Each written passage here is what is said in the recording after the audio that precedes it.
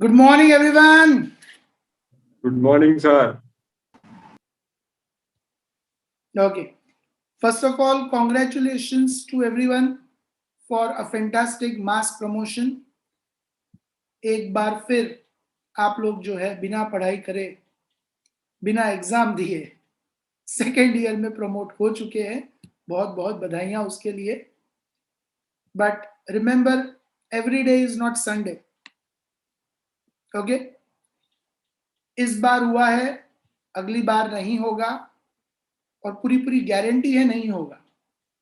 Because I am quite sure कि मेरे सामने जितने भी पार्टिसिपेंट्स है सब एडल्ट्स है. All are above 18 years of age. Okay, thumbs up who all are above 18 years of age.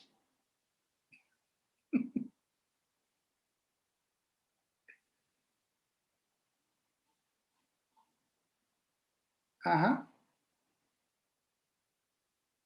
Okay, only 25, मतलब बाकी के जो है वो बालक है, नाबालिग है, छोटे छोटे बच्चे भी बैठे हैं यहाँ पे.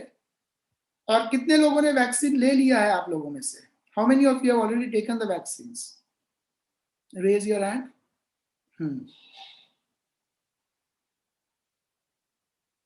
Very good. Almost. First dose is completed by almost everyone. That's fantastic. Pretty good number.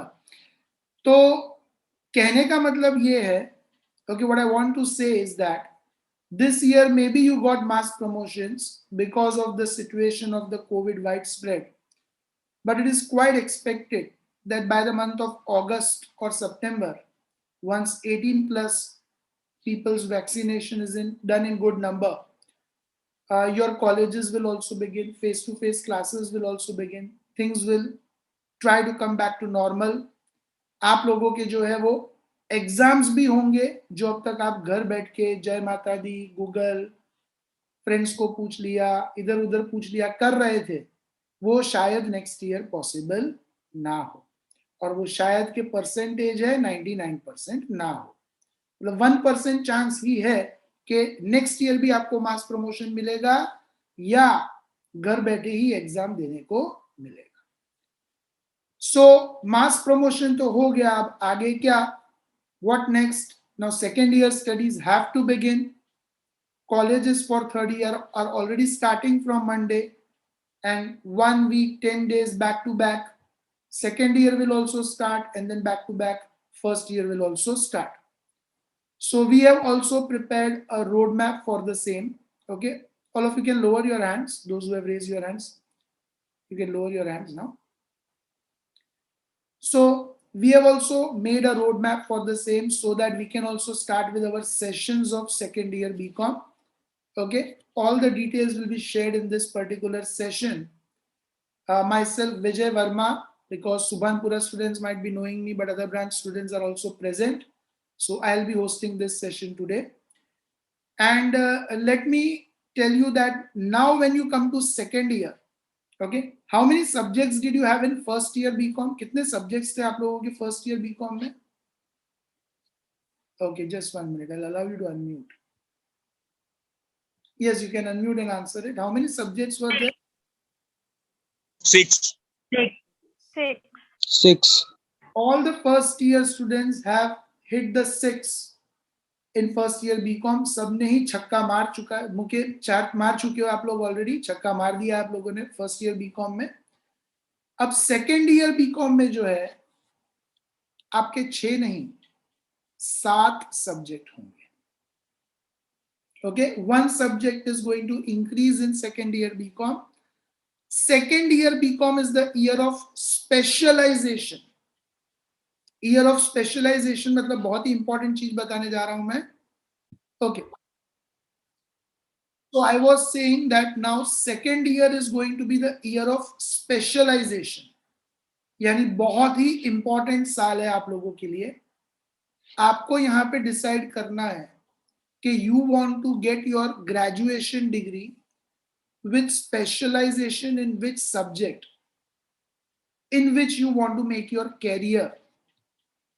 Different options will be there. अगर आपने सेकेंड ईयर में फाइनेंस एंड अकाउंटिंग स्पेशलाइजेशन लिया तो आपकी जो बीकॉम की डिग्री मिलेगी उसमें वो टैग दिया जाएगा.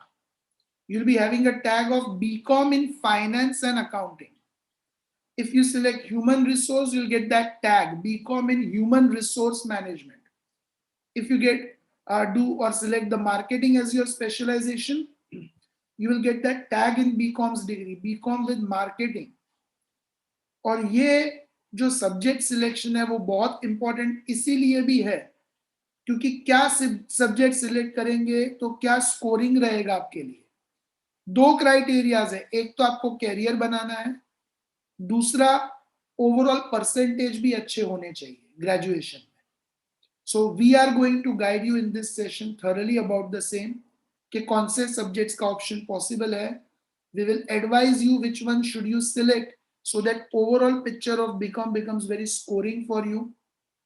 And even if you select a specialization in one subject, how can you diversify in future, that also we will guide you in this particular session. So I'll start with my presentation. Any questions or doubts, keep it to yourselves. Once the presentation is over, we will have question answer session. So at that time I'll answer to all your queries. Okay. So I'm starting with the presentation. Kavya, is the screen visible? Yes, sir. Okay, thank you. Now, so now all of you have gone into the academic year 2021-22. 20-21 खत्म हो गया and let us pray that उसके साथ उसके casualties भी खत्म हो जाए. And now we have started in the new academic session, that is 2021-22. Okay. So 2021-22 के जो क्लासेस है वो भी अभी 2 हफ्ते में शुरू हो जाएंगे, उसके भी डिटेल्स मैं आपके साथ शेयर करूंगा. सबसे पहले तो आप लोगों के पास अगर नोटबुक एंड पेन है तो निकाल लीजिए. All of you take out the notebooks and pens. Start the cameras. I request again, start the cameras. Cameras on. Notebook and pen निकाल लीजिए. ये आपको लिखना पड़ेगा so that when you are filling the form in MS University, you get a clear idea which subjects you are going to take up. Okay, so you have to write it down. As I said कि आप लोगों के total जो है 7 subjects होंगे. First year BCom, second year BCom में आपके total जो है वो 7 सब्जेक्ट्स होंगे. तो उसमें कंपलसरी 5 सब्जेक्ट्स होंगे सेमेस्टर 3 में. You already know now there is a semester system. First year आप लोग already कर चुके हैं. Semester 1 and 2 first year में था, and semester 3 and 4 is going to be a part of your second year BCom. Okay? तो सबसे पहला जो सब्जेक्ट जो कंपलसरी सब्जेक्ट है वो है principles of management, which is a theory subject. अब ये सब्जेक्ट है क्या? मैनेजमेंट आप लोगों ने पहले भी पढ़ा है. You have studied it as a part of business organisation, organization of commerce and management. Here you are going to study those principles of management in detail. All of you must be able to remember PODC.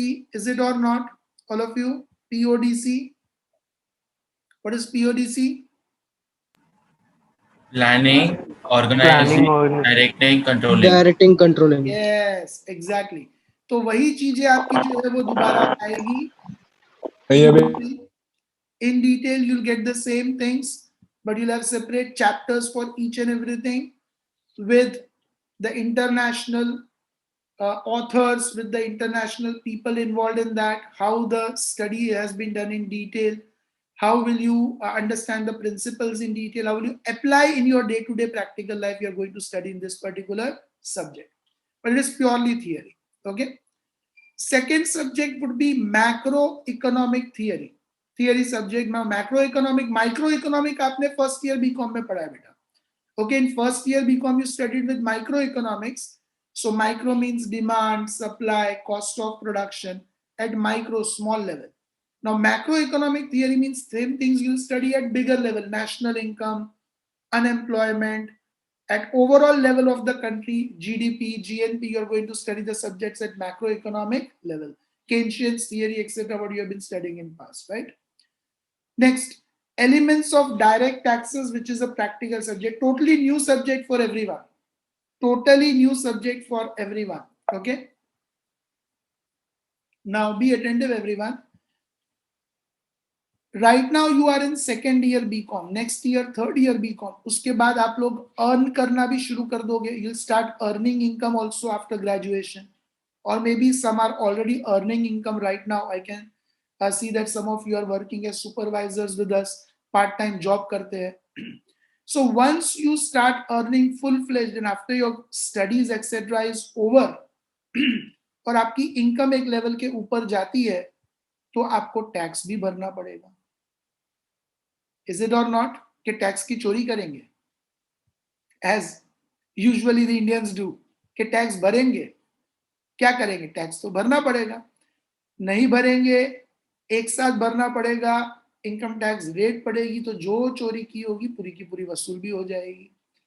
Okay, so some or the other way we are going to pay the tax. So this is a very important subject, income tax.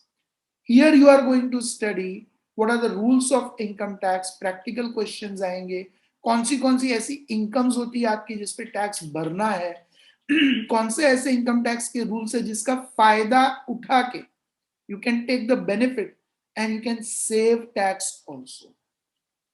Soon once you complete second year BCom you start advocating your parents also. I have seen papa mummy को ज्ञान देने लग जाते हो कि पापा आप ऐसा कर लो, आपकी ये इनकम हो रही है तो ये कर लो, इससे टैक्स बच जाएगा. और उनका जो फैंटास्टिक रिप्लाई आपको मिलेगा तब पता चलेगा कि थियरी सब धरी की धरी रह गई, प्रैक्टिकल लाइफ में जो उनके पास एक्सपीरियंस है उतनी नॉलेज आपको कभी नहीं मिल पाएगी. But definitely because of this subject you'll get lots of insight about the goods and service tax in the next semester, income tax in this semester, and once you start earning you will have clue, आपको कुछ दिमाग में clue रहेगा कि किस तरीके से income tax बचाया भी जा सकता है. Okay, so this is a very important subject, new subject, and it is going to help you practically also in your walk of life. Elements of direct taxes, practical subject. यही subject जो semester 4 आएगा उसमें indirect tax हो जाएगा, goods and service tax. यहाँ पे direct tax है, वहां पे इनडायरेक्ट टैक्स हो जाएगा. फोर्थ सब्जेक्ट है cost accounting, which is again a practical subject. This is a new field of accounting. अभी तक आप लोग जो है वो कौन सा अकाउंटिंग स्टडी करते रहे, क्या आप बता सकते हैं आपका फर्स्ट ईयर में अकाउंट सब्जेक्ट का नाम क्या था? What was the name of your subject? Financial accounting. Yes, Janvi, Jada, very good. Financial accounting. अभी तक जो फर्स्ट ईयर में आपने स्टडी किया वो सब्जेक्ट का नाम क्या था? Financial accounting. Now we are talking about cost accounting. Cost accounting means what? अगर कोई प्रोडक्ट आप मैन्युफैक्चर करते हैं उसका कॉस्ट कितना आता है, उसे किस तरीके से रिकॉर्ड किया जाता है, how to charge profit on that, and then you sell the commodities to a particular customer. Very important again in your practical life, क्योंकि जो भी आप बीकॉम के बाद करेंगे, बिजनेस करेंगे, जॉब करेंगे, everywhere you will be required to save the cost, reduce the cost. So what are the tools, what are the measures possible, how you can save the cost, reduce the cost, economize, वो पूरा का पूरा आप ये subject में study करेंगे, cost accounting. उसके बाद उसका डिसीजन मेकिंग आएगा नेक्स्ट सेमेस्टर में, मैनेजमेंट अकाउंटिंग. कॉस्ट अकाउंटिंग का ही एक्सटेंशन आएगा सेमेस्टर 4 में, मैनेजमेंट अकाउंटिंग, जहां पे कॉस्ट अकाउंटिंग को इस्तेमाल करके, यूज करके, how to take decisions in business, you would study in that particular subject. Third and fourth which are marked in red you can see are practical subjects. Okay, ये आपके practical subjects होंगे, जैसे कि accountancy, statistics, उस तरीके से जहां पे क्वेश्चंस होंगे, सॉल्व करना है, एक्शन होगा, लॉजिक दौड़ाना है, कॉमन सेंस दौड़ाना है, इंटरेस्ट आएगा. Human resource management fifth subject जो है थियरी सब्जेक्ट होगा. नाउ ह्यूमन रिसोर्स मैनेजमेंट एक कंपलसरी सब्जेक्ट भी रखा गया है, मतलब कि ह्यूमन रिसोर्स मैनेजमेंट में आप स्टडी करेंगे कि किस तरीके से कोई भी बिजनेस या ऑर्गेनाइजेशन के अंदर एम्प्लॉयज को संभालना है.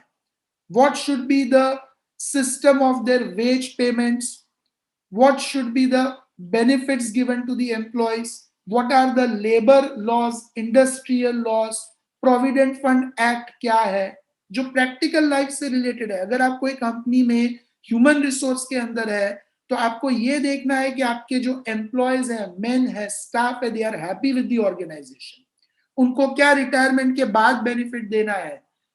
During the employment you have to give them the benefits of education to their children, medical benefits, leave travel benefits. तो ये जो भी चीजें एम्प्लॉय से रिलेटेड आती है वो ये सब्जेक्ट में आप डिटेल में स्टडी करने वाले. ठीक है, तो 5 सब्जेक्ट जो है वो आपके कंपलसरी रहेंगे और पांचों के 5 सब्जेक्ट प्रैक्टिकल लाइफ में काफी हेल्प करने वाले हैं.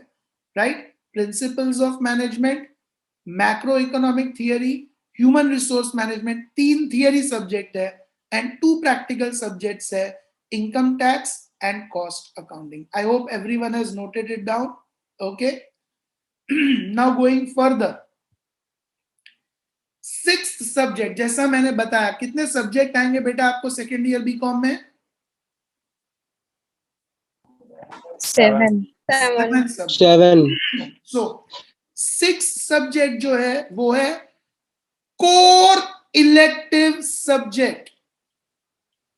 इसके ऊपर आपकी बीकॉम की डिग्री मिलेगी. आई रिपीट, कोर मतलब सबसे ज्यादा इंपॉर्टेंट, मोस्ट इंपॉर्टेंट. इलेक्टिव मतलब सिलेक्ट करना है, काफी ऑप्शंस दिए गए हैं. तो कोर इलेक्टिव सब्जेक्ट में आपको सिलेक्ट करना है कोई एक जिसकी आपको स्पेशलाइजेशन की बीकॉम की डिग्री मिलेगी.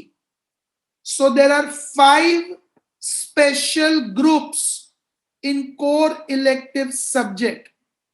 You have to select any one from them. Right side बेटा आपको दिख रहा है, ऑप्शन सारे के सारे दिख रहे हैं बेटा आपको, all of you? Yes. Yes, sir. First sir department. Font size, sir थोड़ा First- जूम करना ना, फॉन्ट साइज नहीं दिख रहा. बेटा मैं बोल रहा हूं क्योंकि मैं इसको बड़ा नहीं कर पाऊंगा प्रेजेंटेशन में, I will not be able to zoom it. Okay, first is department of accounting and financial management. जो 5 स्पेशल ग्रुप्स है, लिख सकते हैं अगर आपको चाहिए तो. फर्स्ट जो है वो है department of accounting and financial management. Second group जो है वो है department of banking and insurance. Third group जो है वो है department of business economics. Fourth group जो है वो है department of commerce and business management.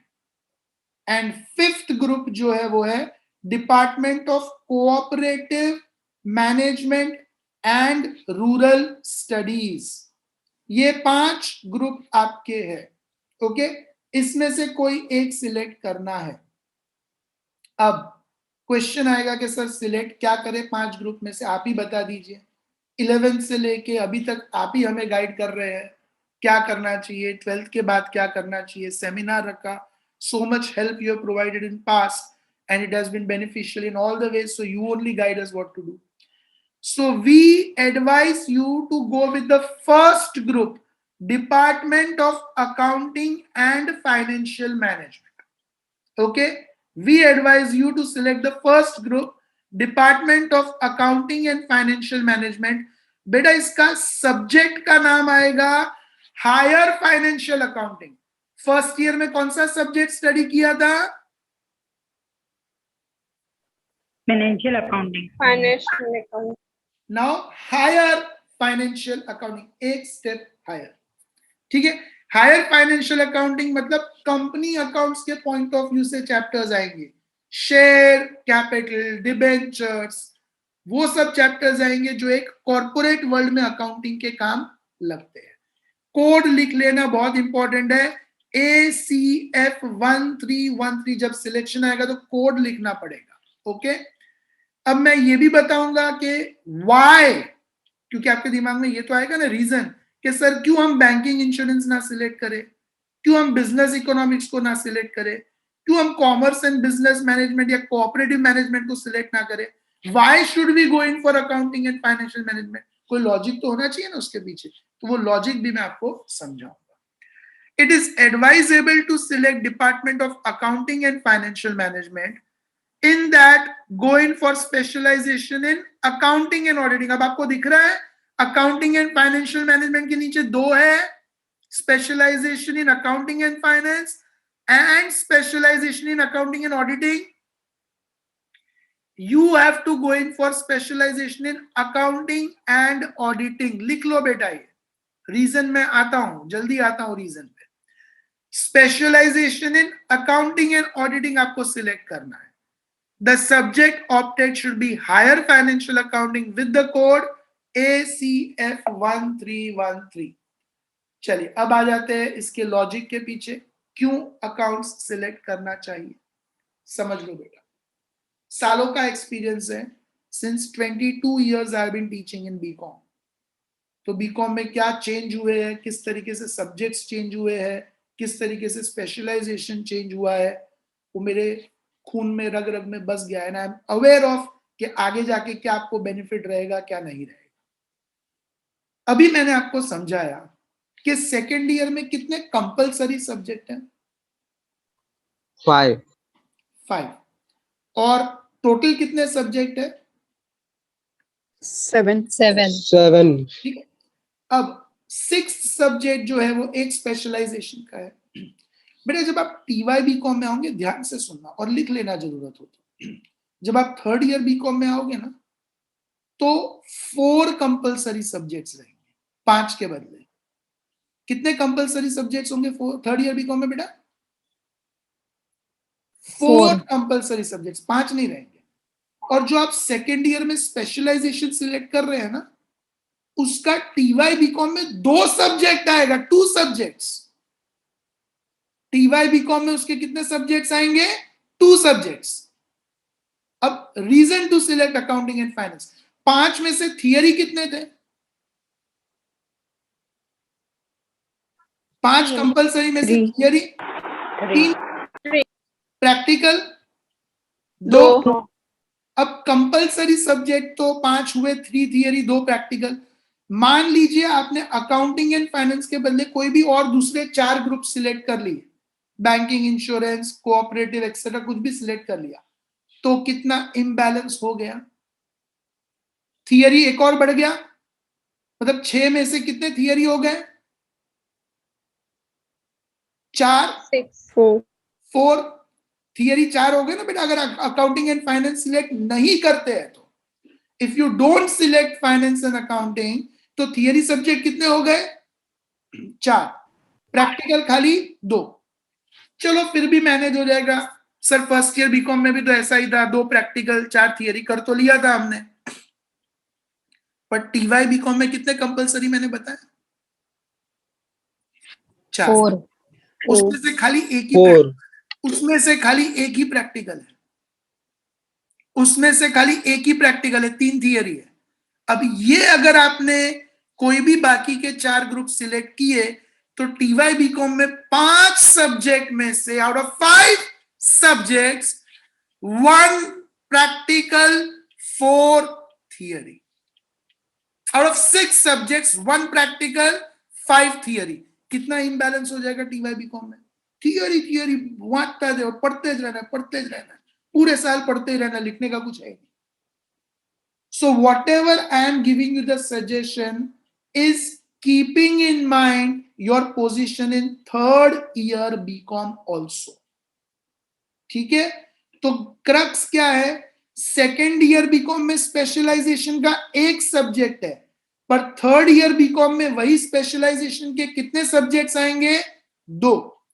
अगर सेकेंड ईयर में आपने प्रैक्टिकल सिलेक्ट किया तो बैलेंस क्रिएट हो जाएगा, 3 प्रैक्टिकल 3 थियरी. 3rd ईयर में प्रैक्टिकल सिलेक्ट किया, वापस बैलेंस क्रिएट हो जाएगा, 3 प्रैक्टिकल 3 थियरी. अगर आपने थियरी सिलेक्ट किया तो सेकेंड ईयर में imbalance, 2 practical 4 theory. 3rd year में 1 प्रैक्टिकल 5 थियरी, टोटल इम्बैलेंस. और आप खुद सोच लीजिए, स्कोरिंग करने के लिए क्या बेटर है, प्रैक्टिकल और theory? Which subject is good scoring? Practical. In which subject can you score 100 on 100 possibly? I know very less Practical. but practical में फिर भी 1% चांस है. थियरी में तो 0%. सब्जेक्टिव आंसर लिख दिया तो आधा मार्क तो कटेगा ही कटेगा, right? So that is the logic why I recommend you to select which one, finance and accounting. चलो दूसरा रीजन, दूसरा कारण बहुत ही इंपॉर्टेंट, बीकॉम के बाद आप क्या करोगे बेटा? आराम।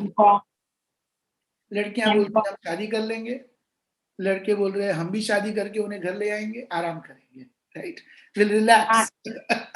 क्या करेंगे बीकॉम के बाद? मास्टर्स करेंगे कि नहीं करेंगे? करने वाले। तो अब जो है अकाउंटिंग एंड फाइनेंस का बेनिफिट क्या है? अगर आपने फाइनेंस एंड अकाउंटिंग लिया तो मास्टर्स आप कोई भी फील्ड से कर सकते हो, फाइनेंस एंड अकाउंटिंग से भी कर सकते हो, बैंकिंग से भी कर सकते हो, एचआर से भी कर सकते हो, और किससे करना होगा वो आपके हाथ में नहीं है, यूनिवर्सिटी के हाथ में है। Seats are limited, cut off रहता है।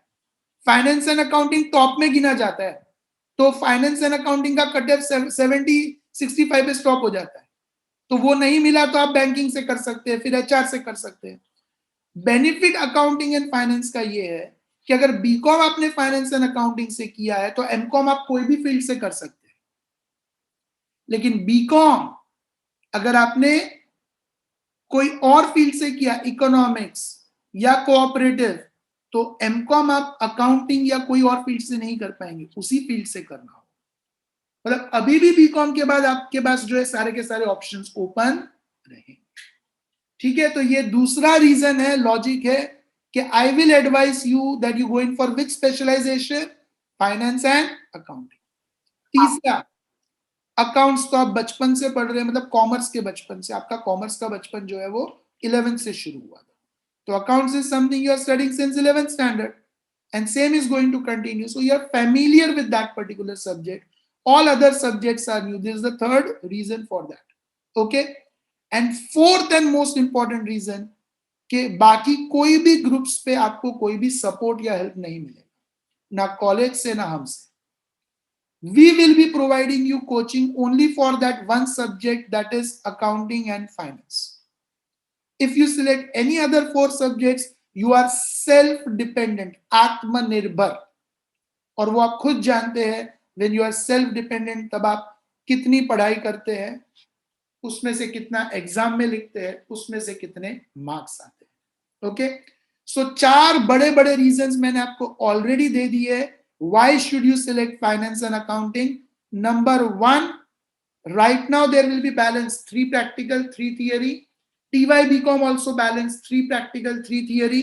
कोई और सब्जेक्ट क्रिएट करते हैं तो सेकेंड ईयर में 2 प्रैक्टिकल 4 थियरी, थर्ड ईयर में 1 practical and 5 theory subjects, okay?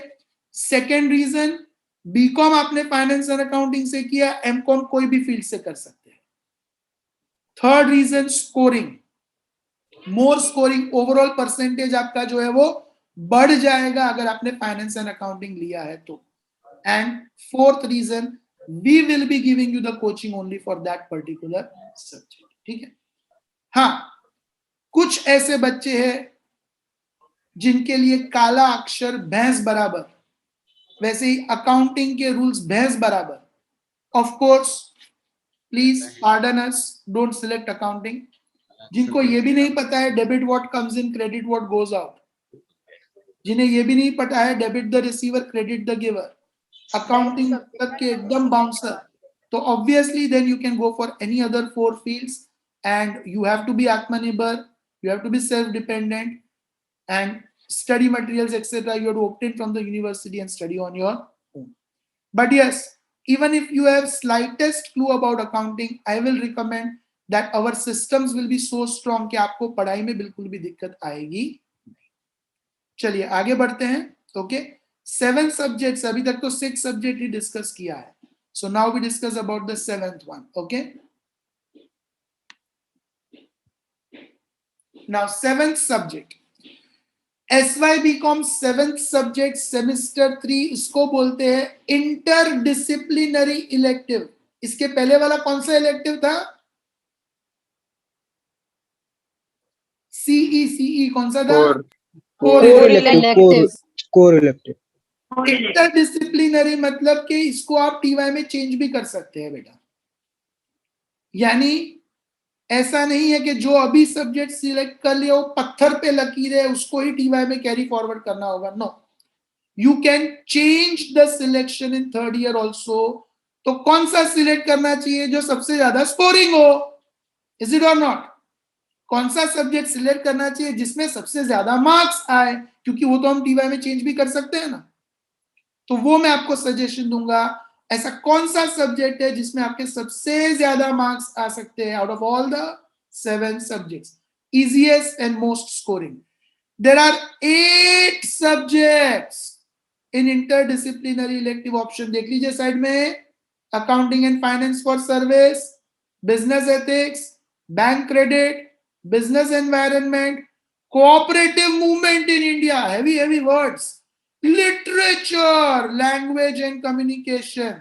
You people cannot speak in English for 5 minutes constantly, and आप लोग लिटरेचर भी पढ़ोगे बेटा. Regression analysis and sampling and business maths too. Okay, 7 subjects है, 8 नहीं है, 8 subjects, 8 subjects are there. Okay, अब इसमें से it is advisable to take accounting and finance for services with code ACF 1314. Mark कर लो बेटा, ACF 1314. इसमें भी मैं रीजन बताऊंगा, don't worry. Here also I will explain you the logic why. Okay, don't worry about that. लिख लिया है सब लोगों ने? Yes, sir. चलिए अब कारण जान लेते हैं. Why should you select, okay, why should you select AFS, accounting and finance for services? सबसे पहली बात, इसमें अकाउंट्स आता नहीं है, भले ही चैप्टर के नाम में इंक्लूडेड है. Accounting and finance for service, ये जो सब्जेक्ट है, अकाउंट्स आता नहीं है मतलब कि proper journal entry kind of subject नहीं है, फॉर्मेट बेस्ड सब्जेक्ट है. मतलब वो बच्चे जिन्हें अकाउंट्स का डेबिट क्रेडिट भी नहीं आता है, debit what comes in, credit what goes out भी नहीं आता है, वो भी ये सब्जेक्ट सिलेक्ट कर सकते. देखो बेटा, मैं आपको जो है ना एकदम ऑनेस्ट ओपिनियन दूंगा. I will give you the honest opinion, okay, I will not misguide you. इसीलिए लास्ट सब्जेक्ट में I told you frankly, those who are facing problem with accounts must go in for other 4 subjects. But here I am telling you with confidence that even if you don't know accounts, you can go in for this subject. Out of all the 7, it is the most scoring subject. ये subject है कैसा? एक format आएगा 10-12 line, format को learn कर लो, exam में format लिख लो, question पढ़ो, फिल इन द ब्लैंक्स करो. ओके, फॉर्मेट आएगा. मतलब जैसे होटल है तो होटल का P&L स्टेटमेंट कैसे बनाना है, डेबिट क्रेडिट कुछ याद नहीं रखना है. होटल की अपन को पता है, we already know which are the 4-5 incomes hotel earns. Food से इनकम होती है, रूम रेंट से इनकम होती है, तो वो 4-5 इनकम्स याद रख ली, 4-5 एक्सपेंसेस याद रख लिए, फॉर्मेट रट्टा मार के लिख दिया, एंड देन क्वेश्चन रीड करके उसको फिल इन द ब्लैंक्स कर दिया, हर आइटम के सामने उसका अमाउंट लिख दिया. 100% scoring. In past 7 or 8 years जब से ये सब्जेक्ट इंट्रोड्यूस हुआ है, majority people have been getting 30 on 30 and 70 on 70 in mid semester and final exams, and majority people have been scoring above 90% in this particular subject. तो ये subject आप कोई भी सिलेक्ट करो, टीवाई में चेंज कर सकते हैं. हमें किस बेसिस पे सिलेक्ट करना है, कौन सा सब्जेक्ट सबसे ज्यादा स्कोरिंग है, and which is the most scoring subject out of all the 8, accounting and finance for services. Non account students भी सिलेक्ट कर सकते हैं, इसमें अकाउंट्स का कुछ नहीं आएगा, don't worry. Okay, you are not going to get any rules of debit and credit, any journal entries. Journal entries तो बिल्कुल भी नहीं आएगी. It is totally format based. Format याद करो, लिख लो, आंसर कंप्लीट. ओके, एग्जाम के 3 दिन पहले भी ये सब्जेक्ट अच्छे से रिवाइज करोगे तो फुल मार्क्स आपके आ जाएंगे. Okay, so this is the logic why you must go in for this subject. 8 subject out of 8 subjects, that is accounting and finance for services. Okay, code लिख लिया होगा सबने, 1314, राइट? चलिए आगे बढ़े. Anyone still writing? Raise your hand. Okay, Shlok Parmar is writing. Okay, Hello, sir. Yes, further. Systems and date of commencement. अभी हमारे system से तो आप ऑलरेडी वाकिफ है. कैमराज ऑन, सबसे पहला सिस्टम कैमरा ऑन रहना चाहिए. Okay, so same rules we are going to follow. See, I am proud to say that in entire Baroda, we are the only class who have been successfully running the BCom even in online systems. जो आपने last year हमारे साथ already experience किया है. Digitally recorded video lectures, everyday 2 zoom sessions जिसमें हम concepts को repeat भी करते हैं. कॉलेज के एग्जांपल्स वीडियो लेक्चर्स में आएंगे. यूनिवर्सिटी पेपर सेट की प्रैक्टिस जो है वो जूम सेशन पे की जाएगी. We have not left any stone unturned. एक भी पॉइंट सिलेबस में ऐसा नहीं रखा है जो वीडियो लेक्चर या जूम सेशन में कवर ना किया गया हो. जूम सेशंस को भी अपलोड करते हैं ताकि कोई एब्सेंट है तो वो भी वो उसमें से पढ़ के रिवाइज कर सके. So best quality of education you are definitely going to get over here, which no one can match in Baroda, because we are a team of so many faculties. We have so many human resource padhenge na, we have so many human resources that it is possible for our team to record the lectures. कोई changes भी आता है तो फटाक से उसके video lectures बना के हम एग्जाम के पहले आपके सामने प्रेजेंट कर देंगे. एमसीक्यू एग्जाम्स आती है तो एमसीक्यू में क्या वैरायटी ऑफ क्वेश्चंस है अकाउंट्स में, उसका अलग से वीडियो लेक्चर बना के आपको दिया जाता है. You have already experienced this all in first year BCom. So you're already aware about our fantastic systems we have. Our daily 2 sessions of Zoom will be conducted until classes are run online all 6 days a week, जो आपका चल ही रहा था पिछले 2-3 महीनों से. Every day 2 sessions of Zoom will be conducted, 1 practical, 1 theory. Daily 2 video lectures will be given to watch, whether online or offline. मतलब offline class अगर अगस्त से शुरू हो जाएंगे तो भी वीडियो लेक्चर तो आपके पास रहेंगे बेटा. एग्जाम के एक दिन पहले रात को 2 बजे अगर कोई डाउट आता है तो वीडियो लेक्चर देख के आप जो है वो उसको क्लैरिफाई तो कर ही सकते हैं. मतलब ऑफलाइन अगस्त में शुरू होने के बाद भी वीडियो लेक्चर्स आपके जो है वो कंटिन्यू रहने ही वाले हैं. The basic concepts will be taught live on Zoom as well as video lectures. मतलब वीडियो लेक्चर में तो कंसेप्ट का स्टार्टिंग चैप्टर का बताया, लाइव में हम दोबारा पढ़ाते हैं ताकि कोई डाउट है, कंफ्यूजन है तो कंसेप्ट सबसे पहले क्लियर होना चाहिए. Practice is secondary. तो जो कंसेप्ट है उसको 2 बार रिपीट किया जाता है. In video lecture also we teach that and in the live sessions also we teach that again. So repetition of concepts will help in learning better in online duration. In practical subjects, video lectures will include examples covered in college material and pamphlets, extra practice also. And in practical subjects, हम Zoom में क्या लेंगे? Zoom sessions will include questions asked in past university exams for practice. मतलब video lecture के अंदर अलग question लिया जाएगा, जूम सेशंस के अंदर अलग क्वेश्चन लिया जाएगा. कंसेप्ट का रिपीटिशन होगा, क्वेश्चन का रिपीटिशन नहीं होगा. क्वेश्चन अलग होगा बट सिमिलर होगा. तो एक्स्ट्रा प्रैक्टिस आपको मिलेगी जूम सेशन में. Okay, also doubts of video lectures and homework questions will be discussed and resolved in the zoom session.